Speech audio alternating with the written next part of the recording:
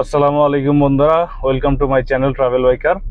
আজ আপনাদেরকে আমি শেয়ার করব কেন আমি আমার যে গাড়িটা আছে এই গাড়িটা এলপিজি থেকে কেন সিএনজিতে আবার কনভার্ট করলাম, কেন আবার সিএনজিতে গেলাম এই সম্পর্কে কিছু আলোচনা করব, যার জন্য এই ভিডিওটি করা।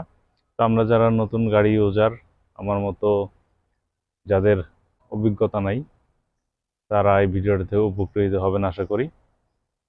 যাদের এই সম্পর্কে জানার প্রয়োজন তারা ভিডিওটি স্কিপ না করে পুরোপুরি দেখতে থাকুন, আশা করি কিছু তথ্য আপনারা জানতে পারবেন। এই গাড়িটি যখন প্রথম আমি কেনার পরে তেলে চালাতাম, তখন অকটেন ছিল 90 টাকা। এরপরে অকটেন হয়ে যায় 130 টাকা। তো 130 টাকা অকটেন হওয়াতে তেলে আর গাড়ি চালানো এই মুহূর্তে সম্ভব হচ্ছিল না, কারণ পার কিলো খরচটা 14 থেকে 15 টাকার মতো হয়ে যাচ্ছিল। এরপরে আমি অনেক অ্যানালাইসিস গবেষণা করে দেখলাম যে আমার জন্য হয়তোবা এলপিজি করা ভালো। তো আমি এলপিজিতে কনভার্ট করলাম। এলপিজি কনভার্ট করার পরে আমি প্রায় 6 মাস এলপিজিতে চালালাম, কিন্তু বর্তমান যে ইউক্রেন রাশিয়া যুদ্ধ এবং বৈশ্বিক পরিস্থিতির কারণে এলপিজির রেট 60 টাকা, অলমোস্ট 60 টাকা পার লিটার হিসাবেই চলতেছে। তো এখন দেখা যাচ্ছে যে এলপিজিতে খরচ আমার প্রায় 10 টাকার কাছাকাছি হয়ে যায়। এবং আমার যে গাড়ি, এই গাড়িতে এলপিজি আসলে ওইভাবে শ্যুট করতেছে না, আমার খরচটা অনেক বেশি। এবং আমি মাইলেজ কত পাই সেই সম্পর্কে ভিডিও দেওয়া আছে আমার চ্যানেলে, ডিসক্রিপশনে দেওয়া থাকবে। এলপিজিতে মাইলেজ কত যায় অ্যাকচুয়ালি গাড়ির, সেটা আপনারা ওখান থেকে দেখে নিতে পারেন। যদিও মেকাররা বলে যে আপনারা তেলের চেয়ে 1 কিলো কম পাবেন, কিন্তু আসলে তথ্যটা সঠিক না। তো আমি পরবর্তীতে দেখলাম যে আমার এলপিজিতে পার কিলো প্রায় 10 টাকা 11 টাকার মতো খরচ পড়ে যায়, অর্থাৎ আমার ফুয়েল অকটেনে যে খরচ হতো তা থেকে 20%-এর মতো সেভ হয়। আর আমি যেহেতু ঢাকার মধ্যে রাইড করি, ঢাকার মধ্যে ঘোরাফেরা করি, তো অবশেষে আমি চিন্তা করলাম যে না, আমি সিএনজিতে যাব। তো সিএনজিতে কনভার্ট করার পরে এখন আলহামদুলিল্লাহ আমি অনেক স্যাটিসফাইড। এখন আমার সিএনজিতে যে খরচ হয় সেটা আমি বলবো যে অকটেনের তুলনায় প্রায় 50% প্লাস কম খরচ হয়।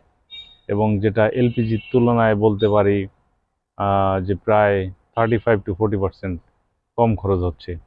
আমি আগে উত্তরা থেকে যদি নিউ মার্কেট যাওয়া আসা করতাম, আমার 650 টাকার এলপিজি খরচ হতো। আর বর্তমানে আমি 500 টাকার সিএনজি ঢুকালে আমি 2 বার যাওয়া আসা করতে পারি। তো এতেই বুঝতে পারতেছেন যে সিএনজির খরচটা কতটা কম। তো আমি তাদেরকে অনুরোধ করব, যাদের আপনাদের গাড়ি ভাড়ায় চালান এবং মধ্যবিত্ত পরিবারের টাকা পয়সা হিসাব করে চলতে হয়, তারা সিএনজি করুন। সিএনজি করলে আপনারা খুব ভালো একটা মাইলেজ পাবেন এবং অনেক টাকা সেভ করতে পারবেন। আর এলপিজি সুবিধা অসুবিধা নিয়েও আমি ভিডিও করেছি। এলপিজি করলে যেটা সুবিধা হবে সেটা হচ্ছে, যদি আপনি লং ট্যুর করে থাকেন, আউট অফ ঢাকা বিভিন্ন ইন্টার ডিস্ট্রিক্টে ঘোরাফেরা করে থাকেন, সেক্ষেত্রে আপনার এলপিজি সুবিধাজনক। আর দ্বিতীয় হচ্ছে যে এলপিজি আপনি যে কোনো জায়গা থেকে রিফিল করতে পারবেন, সেক্ষেত্রে আপনার খরচটাও তুলনামূলকভাবে কম হবে, কারণ সিএনজি সব জায়গায় পাওয়া যায় না, এটা আপনারা অনেকেই জানেন। তবে যারা ঢাকা এবং সিটি এলাকায় থাকবেন, যেখানে সিএনজির প্রাপ্যতা রয়েছে, সহজ প্রাপ্যতা রয়েছে, অবশ্যই আপনারা সিএনজি করবেন।